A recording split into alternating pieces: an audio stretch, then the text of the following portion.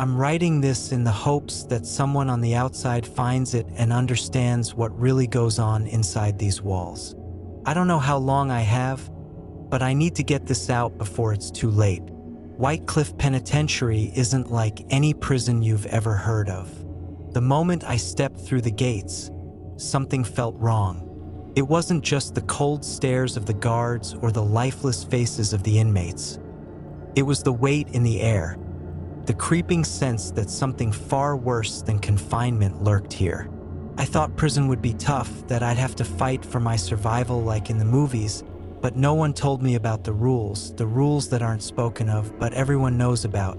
You learn them quickly because if you don't, you won't last long. The first rule I heard was whispered to me by a guy named Jackson, a lifer who had been here for over a decade. Never, and I mean never, step on the shadows after lights out. It sounded ridiculous at first, like prison folklore, but Jackson's eyes told a different story. I saw the fear in him, a grown man with muscles like boulders, reduced to a trembling mess just thinking about it. He didn't need to explain what happened if you did. I learned soon enough when one of the new guys, Ramirez, ignored the warnings. He was careless, stepped into the shadow cast by his own bed just after the lights went down. We all heard his scream. It wasn't like anything human. His voice turned raw, gurgling, like something was choking the life out of him from inside. By the time the lights came back on, there was nothing left of Ramirez but a smear on the wall, like he'd been erased from existence. Rule 2 came from a different source, one of the guards who was far too eager to explain it to me. If you hear the bell at midnight, stay still. No matter what you hear, no matter what you feel, don't move. He grinned as if it was some kind of inside joke. But I wasn't laughing. The bell rang only once since I'd been there, and when it did, the air in the cell block felt thick, like it was pressing down on my chest. I heard something scratching at the bars, a low, wet growling sound that made my blood run cold. I stayed as still as I could, even as I felt something brush against my leg in the darkness. In the cell next to mine, I heard Foster sobbing, begging for help. He moved. He broke the rule. The next morning, his cell was empty. No one talked about it, not the inmates, not the guards. It was like Foster had never existed. The third rule I found out from a guy called Briggs, an older inmate who had clearly seen too much in his time here. If you hear someone calling your name after lights out, don't answer. Even if it sounds like your best friend. Hell, even if it sounds like your own mother, ignore it. It happened to me on my third week. I was lying in bed, staring at the ceiling, when I heard my name whispered in the dark. At first, I thought it was my imagination, but then it came again, clearer, louder. Jason, come here. It was my mother's voice, soft and sweet, just like I remembered from when I was a kid. For a split second, I almost got up, almost answered, but then I remembered the rule. I stayed in bed, covered my ears, and prayed it would stop. The voice kept calling, growing angrier, more insistent, until it was a guttural, inhuman scream. When the lights came on the next morning, I found scratch marks on the floor by my bed, like something had been trying to claw its way in. The fourth rule was more confusing than the others. Never look at the mirrors in the showers for more than 3 seconds. The first time I heard it, I thought it was another dumb prison superstition. But I was wrong. One guy, Crawford, couldn't resist. He was a cocky bastard, always thought he was smarter than the rest of us. He stared at himself for too long in the mirror one day, grinning like an idiot. Suddenly, his reflection stopped moving. Crawford tried to walk away, but his reflection stayed behind, watching him, grinning wider and wider. He started screaming, clawing at his own eyes, yelling that it wouldn't stop looking at him. They found him later in his cell, eyes gouged out, nails bloodied from scratching at the walls. The fifth rule was more straightforward, but no less terrifying. Don't eat anything that the kitchen doesn't serve. Every now and then, someone would find extra food in their cell. A sandwich, a candy bar, something that seemed like a gift in a place where luxuries didn't exist. But it wasn't a gift. I saw a guy, Collins, eat a candy bar that appeared in his cell one night. The next day, his skin started peeling slowly at first, then in great raw patches. By the end of the week, there was nothing left of him but a skeleton, his skin and flesh melting off like candle wax. The final rule was the hardest to understand because it seemed so simple. At least one person must always be awake in the cell block at night. It didn't make sense, but everyone took it seriously. We took shifts, making sure that at least one of us stayed awake. One night, I dozed off during my shift, just for a second. When I woke up, the air felt different, colder, like death itself had walked through the block. In the morning, the guy in the cell across from me was gone. His bed was neatly made, his belongings untouched, but he was just gone. The rules were clear, and breaking them meant death or worse. I've seen enough to know that whatever controls this place, it isn't human. The guards don't care, the warden is a ghost, and the prisoners are just pawns in some sick game. I've watched men go mad, disappear, or worse, and no matter how hard I've tried, I know now that there's no way out. I didn't sleep much after my first night, but it wasn't just the rules keeping me awake. There was something else. It started a week after the incident with Crawford and the mirror. I was lying in my bunk, trying to keep my mind occupied, listening to the shuffling of the other inmates as they moved restlessly in their sleep. Then, I heard something different, something soft but distinct. Crying. It was faint at first, like a child whimpering, but it grew louder, more desperate. I sat up, my heart pounding in my chest, straining to hear where it was coming from. It sounded like it was coming from my own cell. I looked over at my cellmate, Derek, but he was fast asleep, his breathing deep and steady.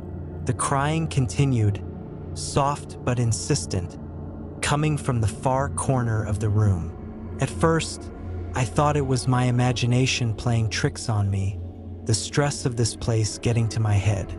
But when I turned towards the corner, I saw her. There, standing with her back to me, was a little girl. She couldn't have been more than 6 or 7 years old. Her small frame hidden beneath a tattered white dress, the fabric so stained and worn it almost blended into the darkness. Her long black hair hung down in ragged strands, covering her face, and she was facing the wall, her thin shoulders shaking with every sob. My mouth went dry. I blinked, thinking I must be dreaming, that this was some trick of the mind brought on by exhaustion and fear. But she didn't disappear. She just stood there, crying, her face pressed into the corner like she'd been put in a timeout. I didn't move. I didn't say anything. My body was frozen with dread, every instinct in me screaming to look away, to pretend I hadn't seen her, but I couldn't tear my eyes from her small, trembling figure. The crying grew louder, more anguished, like she was trapped in some unimaginable pain, and with each sob, the air in the cell grew colder. My breath came out in foggy puffs, and I felt a creeping sensation of something dark and malicious spreading through the room, filling every inch of space with its presence. I knew then that this wasn't a hallucination, wasn't some dream I could wake from. She was real, or at least whatever she was, it was here with me in my cell. I slowly edged back against the wall, trying to put as much distance between myself and her as I could. But no matter how far I moved, she didn't react. She just kept crying, facing the corner, as if I didn't exist. I tried to calm my breathing, tried to think rationally, but all I could focus on was the rhythmic sound of her sobs, filling the space between us like a terrible melody. Then, as if sensing my fear, she stopped. The sudden silence was deafening. The air in the cell became unbearably thick, and for a moment, I dared to hope that she would vanish, that this was over. But it wasn't. Slowly, painfully slowly, her head began to turn. I could hear the crackling of bones, the wet sound of cartilage grinding as her neck twisted far beyond what was humanly possible. My stomach lurched, and I pressed myself harder against the wall, praying for this to end, for her to stop. But she didn't. She kept turning, her face still obscured by the curtain of black hair. I didn't want to see her face. I couldn't see her face. Every instinct in me screamed that whatever was under that hair wasn't something I was meant to witness. Then she spoke. Her voice was soft, almost tender, but it chilled me to the bone. "Why didn't you help me?" she whispered, her words barely audible but sharp enough to cut through the thick air. I couldn't answer. My throat was dry, locked in fear, and I didn't know what she meant. Help her? How? I couldn't even help myself. Her head stopped turning when she was almost facing me, but I still couldn't see her face, just the outline of her cheek and the black void of her hair. The silence stretched on for what felt like hours, and I was too terrified to move, to breathe. Then, without warning, her body jerked violently, and she let out a blood-curdling scream. Her voice filled with pain, with rage, with something far darker than any emotion I'd ever felt. The sound tore through me, shaking the walls of the cell, rattling my bones, and I covered my ears, desperate to block it out. But the sound wasn't just coming from her anymore. It was everywhere, vibrating through the air like the howl of a dying animal. Just as suddenly as it started, it stopped. The cell was quiet again, the oppressive silence returning as if nothing had happened. I opened my eyes cautiously, my heart thundering in my chest, and looked toward the corner. She was gone. The cell was empty. The corner where she had been standing was now just a dark void of shadow. But I knew what I'd seen. I knew she was real, or at least whatever had taken the form of that little girl was real. I didn't sleep at all that night, and when the morning came, Derek noticed the change in me. "You okay, man? You look like you've seen a ghost." I wanted to tell him what I'd seen, but something stopped me. It wasn't just the fear of sounding insane.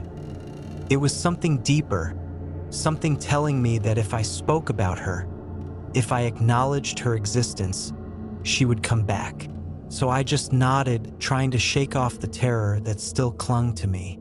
But I couldn't forget her, couldn't forget the way her voice had filled my cell, the way her presence had left a cold mark on the air. The worst part was, I knew it wouldn't be the last time I saw her. Whitecliff had a way of reminding you that no matter how closely you followed the rules, there were always exceptions, always things that slipped through the cracks. I spent the rest of the day in a daze, avoiding eye contact with anyone, especially the guards, who seemed to know far more than they let on. The warden had disappeared weeks ago, or at least that's what the rumor was, and in his place, the guards ran the place with an eerie, detached authority, like they were following orders from something or someone, far worse than the system. The entity, the girl, whatever she was, hadn't come back, but I could feel her lingering, just out of sight, waiting for the moment I'd break. The next few nights, I did everything I could to stay awake, but the exhaustion was catching up with me. I had already broken one of the rules, stepping on my own shadow by accident, though I was lucky to have jumped back before anything happened, but I knew I couldn't keep pushing my luck. That's when I learned about a rule I hadn't been told before. A rule no one talks about because it's too damn terrifying to even acknowledge. Never, under any circumstances, drink the water from the sink in your cell after midnight. I had never heard this one before, but it became clear why no one talked about it. It was one of those rules that you just didn't break, no matter how thirsty you got, no matter how dry your throat burned in the dead of night. I had been tossing and turning in my bunk, the weight of the day's paranoia keeping me from sleep, when I started feeling it, the thirst. My throat was so dry it felt like sandpaper, every breath scratching at my insides. I ignored it at first, telling myself it was nothing, that it would pass. But it didn't. It got worse. Every second that ticked by, the thirst gnawed at me, growing more unbearable. It was past midnight now. I could hear the faint chiming of the distant clock that the guards used to signal the shift change. That's when the urge became overwhelming. My body screamed for water, the dryness consuming me from the inside out, and before I knew it, I was on my feet, heading toward the sink. I didn't even think twice, my mind too clouded by the need for relief. I turned the tap, expecting the usual lukewarm trickle of prison water, but what came out was something else entirely.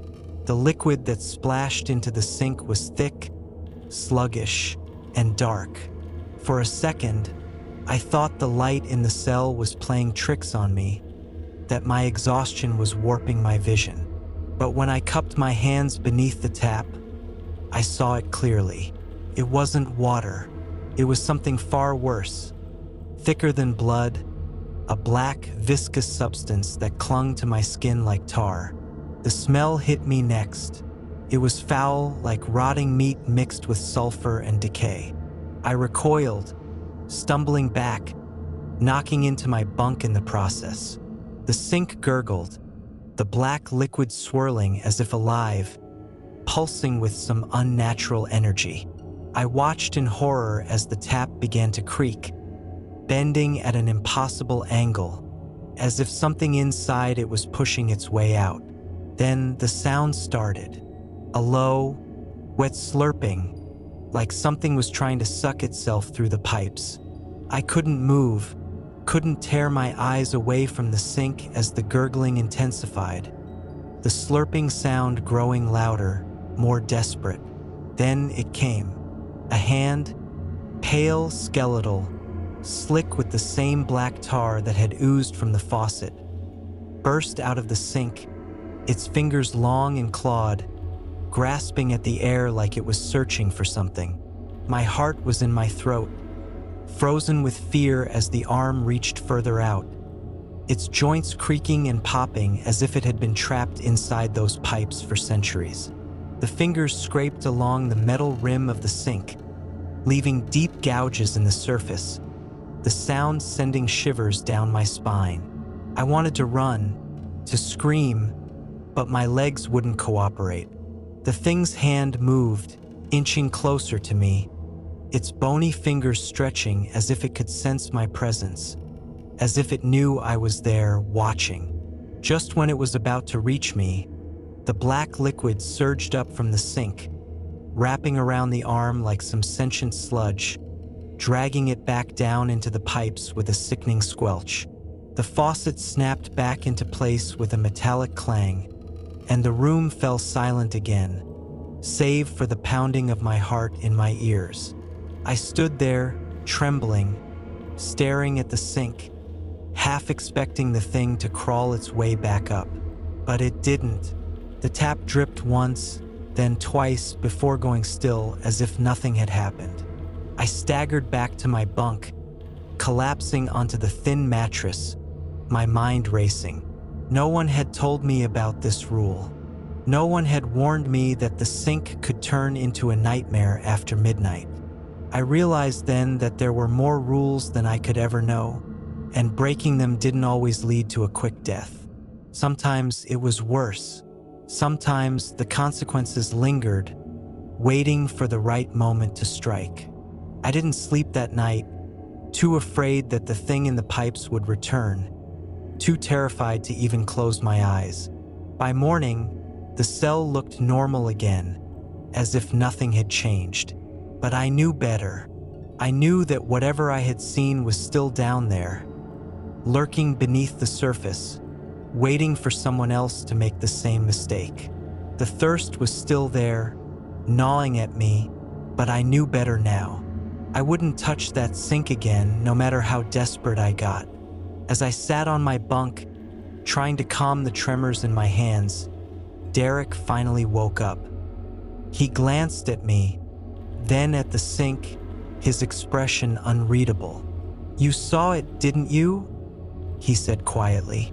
I nodded, too shaken to speak. "Yeah," he muttered, rubbing his face.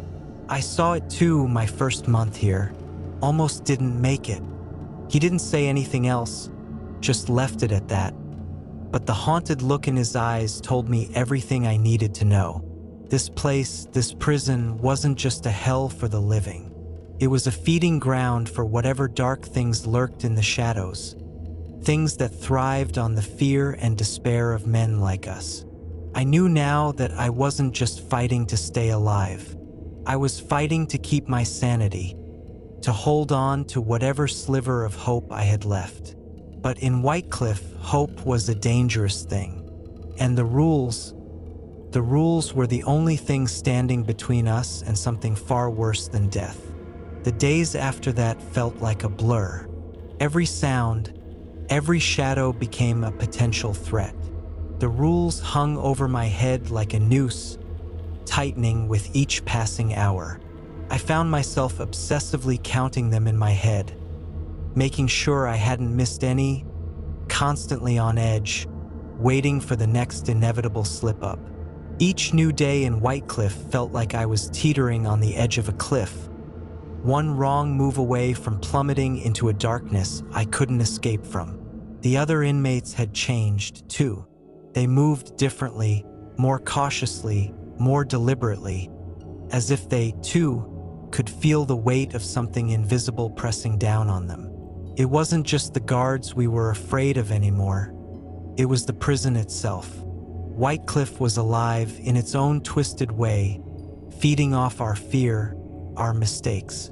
And the more we followed the rules, the more it seemed like the place wanted us to break them. Small things started happening. Nothing big, nothing that anyone would notice if they weren't paying attention. But I saw it. At night, the air felt colder, sharper, like it was filled with tiny, unseen eyes watching from every corner. The guards, the ones who used to strut around like they owned the place, had grown quiet, withdrawn. They stopped making eye contact with us, their faces pale and drawn, as if they were just as scared as we were. The warden, who I hadn't seen since my first day here, remained a ghost, rumored to be alive, but no one ever saw him. I started to wonder if the warden even existed, or if he was just another myth of this cursed place. Then there was Derek. He had always been tough, unshakable, the kind of guy who could get through anything without breaking. But Whitecliff had broken him. I could see it in the way his hands trembled when he thought no one was watching, the way his eyes darted around the cell as if he expected something to come crawling out of the walls at any moment. He stopped sleeping altogether, muttering under his breath about the shadows, about something he'd seen but refused to talk about. Whatever it was, it had changed him, turned him into a shell of the man I'd first met. One night, I woke up to find Derek standing in the middle of the cell, staring blankly at the sink. His body was stiff, rigid, his arms hanging at his sides like he was waiting for something. My heart skipped a beat as I sat up, whispering his name, but he didn't respond. His eyes were wide, unblinking, focused on the faucet. I could hear it again, the faint gurgling sound, the same slurping noise I had heard the night I almost drank the water. It was subtle, barely audible, but it was there, growing louder with each passing second.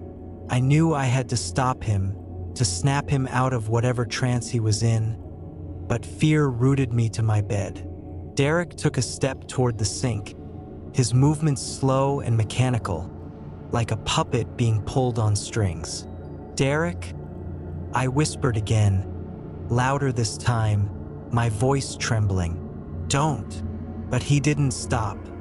He reached out, his hand hovering over the faucet, and I felt the air in the room shift, growing thick and oppressive, like the walls were closing in on us.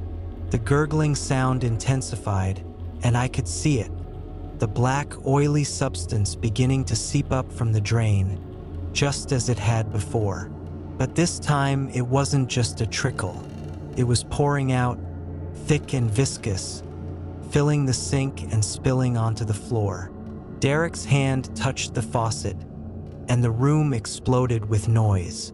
A deafening, inhuman wail filled the air, like the sound of metal being torn apart, and the walls shook violently. The black liquid surged up, wrapping itself around Derek's arm, pulling him toward the sink with a force I couldn't comprehend. I screamed his name, but it was too late. The last thing I saw before I was thrown back against the wall was Derek's face.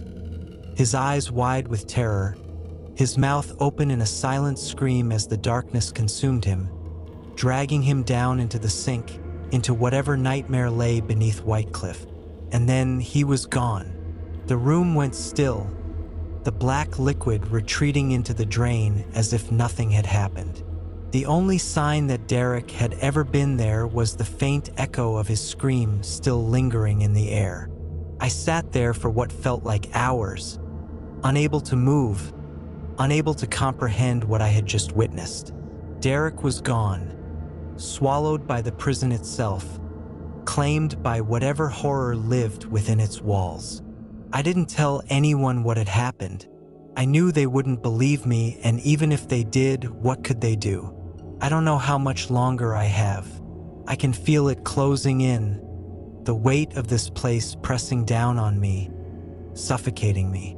The walls seem to pulse with life now, watching me, waiting for me to make a mistake. I've seen too much, felt too much to think I can escape. Derek is gone, and soon I'll be next. I can hear the whispers in the dark, the slurping sound of whatever's lurking in the pipes, the shadows shifting when I'm not looking. I followed every rule, but I know it won't be enough. Whitecliff always wins in the end. I'm writing this not to save myself, but in the hopes that maybe, just maybe, this letter will reach someone out there. Someone who can do what I couldn't: stay away from this place. Avoid Whitecliff at all costs. Don't let curiosity or desperation bring you here. This prison isn't just a cage for men. It's a hunting ground for something far worse. If you find this, remember the rules. They're the only thing keeping you alive for a while. And whatever you do, don't let your guard down. Whitecliff is always watching, always waiting,